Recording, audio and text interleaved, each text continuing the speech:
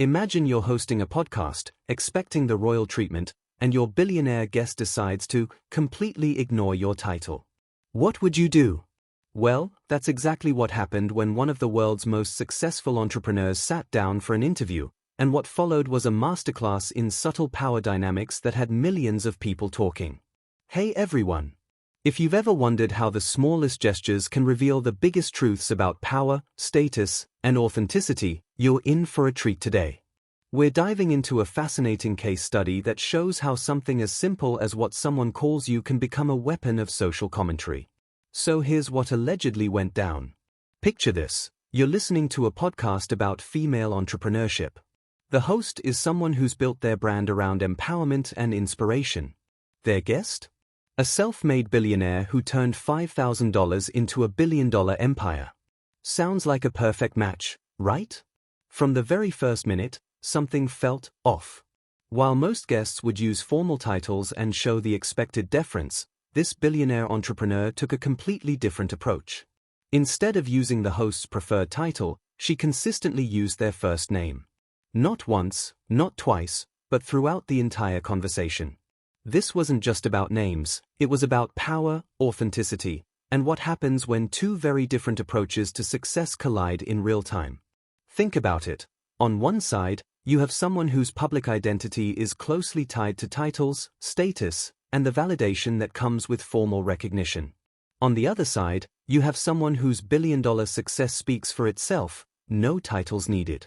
Here's what makes this so fascinating from a psychological standpoint. When someone consistently refuses to acknowledge your preferred title, they're essentially saying, "I see you as an equal human being, not as a position or status symbol."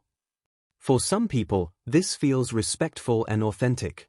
For others, especially those who've worked hard to earn certain recognition, it can feel like a deliberate dismissal.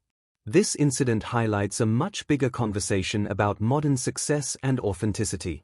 We're living in an era where people are increasingly questioning whether titles and status symbols actually reflect genuine achievement. Consider this: would you rather be known for what you've built with your own hands, or for a title someone else gave you? It's a question that cuts to the heart of how we define success in the 21st century.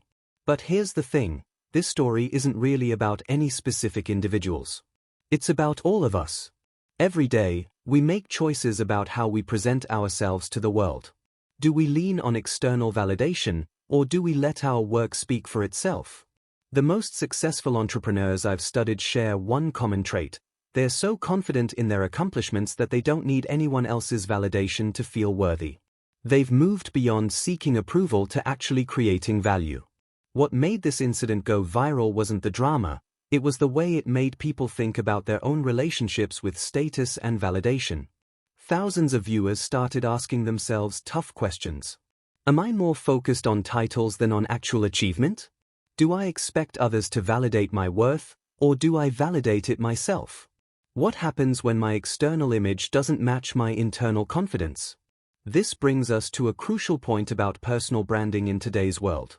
Authenticity isn't just a buzzword. It's becoming the ultimate currency.